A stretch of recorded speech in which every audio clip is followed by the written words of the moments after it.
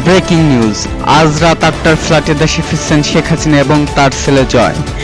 ভারতীয় গণমাধ্যমে জয় জানান শেখ হাসিনা এখনও মারা যায়নি এবং তিনি আনুষ্ঠানিকভাবে পদত্যাগ করেননি, তাই আজ রাত ৮টায় দেশে ফিরছেন তারা। এমনই বক্তব্য দেন লাইভে অবশ্য তিনি। চলুন তার মুখ থেকে সরাসরি শুনে আসা যাক। আমি সজীব ওয়াজেদ জয় বলছি। বাংলাদেশে এখন একটি বিশৃঙ্খল পরিস্থিতি চলছে। সারা দেশে আমাদের ভাঙচুর হচ্ছে, লুটপাট হচ্ছে, আমাদের শহরের বাইরে আমাদের নেতাকর্মী, আমাদের আওয়ামী লীগের নেতাকর্মীদের উপর হামলা চলছে, অনেকে হত্যা করা হয়েছে। এই পরিস্থিতিতে আমি বলতে চাই, আওয়ামী লীগ হচ্ছে বাংলাদেশের সবথেকে পুরাতন গণতান্ত্রিক এবং সবথেকে বড় দল। আওয়ামী লীগ কিন্তু মরে যায়নি। আওয়ামী লীগ এই দেশকে, বাংলাদেশকে স্বাধীন করেছে। আওয়ামী লীগকে শেষ করা সম্ভব না।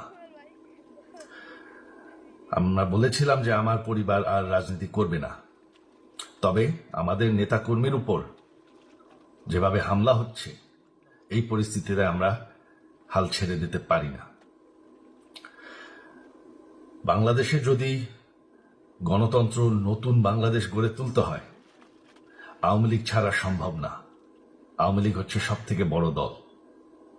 আওয়ামী লীগ কোথাও যাবে না, আওয়ামী লীগ শেষ হয়ে যাবে না, আওয়ামী লীগকে শেষ করা সম্ভব না।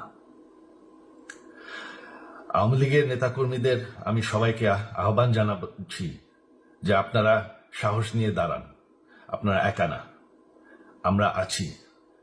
বঙ্গবন্ধুর পরিবার কোথাও যায়নি, আমরা আপনাদের সাথে আছি। দেশকে, আমাদের নেতাকর্মীদেরকে, আওয়ামী লীগকে রক্ষা করার জন্য যা প্রয়োজন আমরা করতে প্রস্তুত। এই যে আমাদের বর্তমান যারাই আছে ক্ষমতায়, তাদেরকে আমি বলবো যে আমরাও একটি গণতান্ত্রিক, শৃঙ্খল, নিরাপদ বাংলাদেশ চাই, জঙ্গিবাদ মুক্ত।